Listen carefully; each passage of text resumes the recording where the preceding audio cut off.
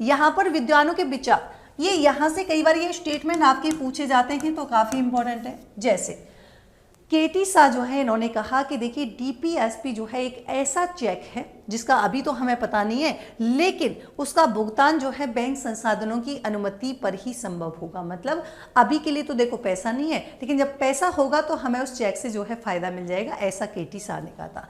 TT Krishnamachari ने कहा कि देखो कुछ नहीं है, डीपीएसपी भावनाओं का क्या है, एक स्थायी कूड़ादान है, इसके अलावा कुछ भी नहीं है। अब देखो कृष्णामाचारी, अब यहाँ पर जो है कृष्णामाचारी मतलब यहाँ पर जो है बेचारी है ना, बेचारी जो है क्या है, तो बेचारी हमारी भावनाएं हैं, तो भावनाओं का एक स्थायी कूड़ा घर। अब भाई कृष्ण भगवान के लिए तो सब कुछ कूड़ा ही है ना, तो ऐसे कनेक्ट करके याद रख लेना, टीटी कृष्णामाचारी ने कूड़ा घर।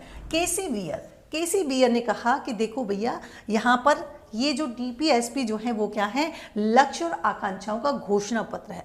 मतलब ये तो वियर है ना, अब वियर मतलब केसी वियर है ना, केसी वियर। अब चेयर से कनेक्ट कर सकते हैं, केसी वियर मतलब चेयर पे बैठे हुए हैं, और इन्होंने कहा कि देखो केवल कुछ नहीं है, चेयर पे बैठे बैठे तो आप केवल घोषणा कर सकते हैं। मतलब लक्ष्य एवं आकांक्षाओं का घोषणा पत्र किसने कहा है, केसी वियर ने। सर आइवर जेनिंग्स, अब जेनिंग्स तो ये कह रहे हैं कि देखो भैया ये आइवर जेनिंग्स है ना, इन्होंने कहा कि ये केवल और केवल कर्मकांडी आकांक्षा है, इसके अलावा डीपीएसपी कुछ भी नहीं है। भारत के जो पूर्व मुख्य न्यायाधीश हैं जिनका नाम है एमसी छागला, इन्होंने कहा कि यदि सभी तथ्यों का पूरी तरीके से पालन किया जाए तो हमारा देश जो है वो क्या हो जाएगा और पृथ्वी पर स्वर्ग की भांति लगने लगेगा। ऐसा किसने कहा था, एमसी छागला ने कहा था। मतलब इन्होंने डीपीएसपी की इंपॉर्टेंस को जो है यहाँ पर प्रयास किया था, लेकिन वो अलग बात है कि गैर न्यायोचित है अभी भी। डॉक्टर BR अम्बेडकर ने कहा कि देखिए नीति निर्देशक तत्वों का क्या है, बहुत बड़ा मूल्य है जो कि आर्थिक लोकतंत्र को निर्धारित करते हैं, जैसा कि राजनीतिक लोकतंत्र प्रकट होता है। जबकि ग्रैनविल ऑस्टिन जो है ये क्या कहते हैं, ये कहते हैं कि नीति निर्देशक तत्वों का लक्ष्य जो है सामाजिक क्रांति और आवश्यक शर्तों को स्थापित करके ग्रहण करने के समान है। तो ये सारे जो मैं आपको बता रही हूँ ये आपके स्टेटमेंट पूछे जाते हैं कि निम्नलिखित में से कौन सा स्टेटमेंट नीति निर्देशक तत्व के बारे में किसने कहा था। मूल अधिकार और नीति निर्देशक तत्व में टकराव की बात करें तो यहाँ पर एक केस आया था, पहला कौन सा, चंपकम दोराई राजन बाद। अब ये कैसे आएगा, देखो प्रीलिम्स में आपसे पूछा जाता है कि निम्नलिखित में से डीपीएसपी से संबंध जो है कौन सा बाद संस्थित होता है, तो आप कहेंगे चंपकम दोराई राजन का होता है। दो भाई थे, दोराई मतलब कनेक्ट करने के लिए 1951 का केस था। यहाँ पर इन्होंने कहा था कि भैया सर जो मूल अधिकार जो है, तो मूल अधिकारों को नीति निर्देशक तत्वों पर वरीयता की, वरीयता मतलब उससे प्रायोरिटी यहाँ पर दी थी, और नीति निर्देशक तत्वों को लागू करने के लिए कहा था कि मूल अधिकारों का जो है उल्लंघन नहीं किया जा सकता। मतलब ये कह रहे हैं कि यहाँ पर फंडामेंटल राइट जो है उनको ऊपर रखा, डीपीएसपी को नीचे रखा। इन्होंने कहा कि अगर डीपीएसपी लागू होते हैं तो मूल अधिकारों का उल्लंघन आप नहीं कर सकते हैं। यहाँ पर देखो फिर प्रथम संविधान संशोधन 1951 में हुआ, और अनुच्छेद 31 क और 31 ख को जोड़कर क्या कर दिया गया, संपत्ति के अधिकार को सीमित कर दिया गया ताकि नीति निर्देशक तत्वों को लागू किया जा सके। हालांकि हम ये कह रहे हैं कि संपत्ति के अधिकार का हनन करने वाले कानून को जो है 9वीं अनुसूची में क्या है, शामिल कर दिया गया है। फिर चौथा संविधान संशोधन जो कि 1955 में होता है, यहाँ पर ध्यान रखिए 9वीं अनुसूची में रखा गया मूल अधिकारों पर वरीयता देने के लिए। फिर केरल शिक्षा विधेयक बाद आता है 1959 में। इन्होंने कहा कि देखिए समन्वयकारी निर्वचन का सिद्धांत जो है यहाँ पर अपनाया ताकि दोनों का महत्व जो है यहाँ पर स्पष्ट तरीके से देखा जा सके। तो कई बार पूछा जा सकता है केरल शिक्षा विधेयक बाद किससे संबंधित है, तो ध्यान रखना ये भी अपने डीपीएसपी और इनकी दोनों का जो वो विवाद हो रहा था उसको लेकर है। फिर गोलकनाथ बाद 1967, ये यहाँ पर जो है मूल अधिकारों में कटौती नहीं कर सकता, ऐसा इन्होंने कहा। छोटा छोटा बता रही हूँ, 24वां संविधान संशोधन 1971, इन्होंने आर्टिकल 13(4) और इन्होंने जो है आर्टिकल 368(1) जोड़ा और कहा कि इस प्रकार संसद में क्या है, मूल अधिकारों में संसद करने और उन्हें कम करने की शक्ति जो है किसको प्रदान की गई है, संसद। 25वां संविधान संशोधन 1971, एक तो 31 ग जोड़ दिया गया है ना, ये भी पूछा जाता है कौन सा जोड़ा गया, 31 ग जोड़ा यहाँ पर गया। ये आप लोग पढ़ सकते हैं, थोड़ी सी डिटेल दी हुई है, बाकी कुछ नहीं है। बाकी इंपॉर्टेंट तो यही है कि कौन सा केस किससे है। फिर आता है केसवन, काफी फेमस है।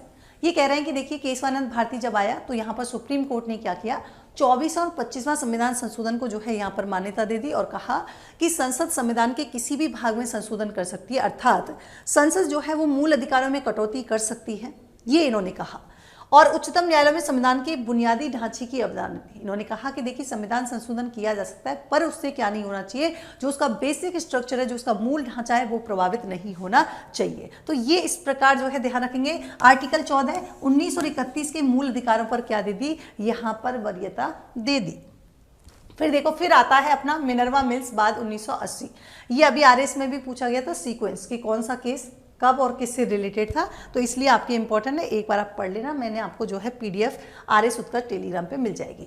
दोनों में क्या क्या डिफरेंस है, अब देखो सिंपल सी बात है, रटना ही नहीं है। मैम मूल अधिकार अमेरिका से लिए गए, नीति निर्देशक तत्व तो आयरलैंड से लिए गए, ठीक है, कोई दिक्कत नहीं है। इनका वर्णन भारतीय संविधान के भाग 3 में मिलता है, मतलब मूल अधिकार का, और नीति निर्देशक तत्व का भाग 4 में मिलता है, ठीक है। मैम एक बात बताओ, अगर मान लीजिए किसी के मूल अधिकारों का उल्लंघन होता है तो उसको कोर्ट जाने का अधिकार है, जबकि डीपीएसपी क्या है, इनको जो है न्यायालय में नहीं जा सकता है, उल्लंघन होता है।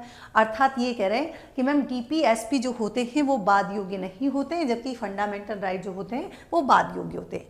मैम जो मूल अधिकार होते हैं वो व्यक्ति के अधिकारों के लिए होते हैं, जबकि यहाँ पर जो डीपीएसपी होते हैं वो समाज की भलाई के लिए होते हैं। मौलिक अधिकारों के पीछे एक कानूनी मान्यता होती है, जबकि डीपीएसपी के पीछे कोई भी कानूनी मान्यता नहीं होती है। ध्यान रखेंगे, ये यहाँ पर जो है मूल अधिकारों की बात करेंगे तो ये आप लोग जो है और पॉइंट देख सकते हैं कि भाई मूल अधिकारों पर युक्ति युक्त निर्बंधन भी लगाया जा सकता है, लेकिन यहाँ पर नीति निर्देशक तत्वों को राज्य के द्वारा लागू कराया जा सकता है अगर कभी कंडीशन ऐसी होती है तो। मतलब ये कह रहे हैं भाई जब डीपीएसपी के पीछे कानूनी कुछ है ही नहीं बाध्यता, तो यहाँ पर जो है युक्ति युक्त निर्बंधन क्या लगाएंगे, है ना। तो ये बस थोड़ा सा यहाँ पर डिफरेंस है, आप लोग देख सकते हैं। यहाँ पर देख लेना कि संविधान संशोधन के द्वारा, मतलब 42वां संविधान संशोधन जो 1976 हुआ, इसके तहत कौन कौन से यहाँ पर जोड़े गए थे डीपीएसपी में, एक बहुत बार क्वेश्चन पूछा जाता है। देखो आर्टिकल 39 के, जिसमें निःशुल्क एवं विधिक सहायता की बात की है, ये 42 में मैंने स्टार्टिंग में बताया था। अनुच्छेद 39 जिसमें बालक के शोषण, सिर्फ एक की पॉइंट याद रखो, बालक के शोषण की बात की गई, मतलब स्वास्थ्य के विकास के अवसर। आर्टिकल 43 के, जिसमें उद्योगों के प्रबंधन में कर्मकारों की भूमिका, अभी भागीदारी मैंने बताई, ये भी 42। आर्टिकल 48 के, जिसमें पर्यावरण के संरक्षण की बात की है, ये सारे 42वें संविधान संशोधन। जहां पर 38(2) जोड़ा गया, ध्यान रखेंगे 38(2) जो है वो 44वें संविधान संशोधन द्वारा जोड़ा गया, जो कि राज्य आय प्रतिष्ठा एवं सुविधाओं के अवसरों में असमानता को दूर करने की बात जो है यहाँ पर करता है। नेक्स्ट 86वें संविधान मैंने कहा वही आर्टिकल 45 जोड़ा था, और मूल अधिकार की बात करेंगे तो उसके तहत जो है 21 कै यहाँ पर जोड़ा गया था। और अगर हम बात करेंगे मूल कर्तव्य तो 51 यहाँ पर जो है 51 कै में भी संशोधन किया गया था 86वें संविधान संशोधन से, और उसके तहत जो है 11वां मूल कर्तव्य जोड़ा गया था, जिसमें शिक्षा की बात जो है की गई थी। 97वें संविधान संशोधन की बात करेंगे तो 97वें संविधान संशोधन, 97 से शुरू हो रहा है, 97 से 97 से सहकारी, तो ध्यान रखिए 97वें संविधान संशोधन के तहत जो है कौन सी बात की गई थी, सहकारिता की यहाँ पर बात की गई थी, और ये बात है आपके 12 जनवरी 2012 की।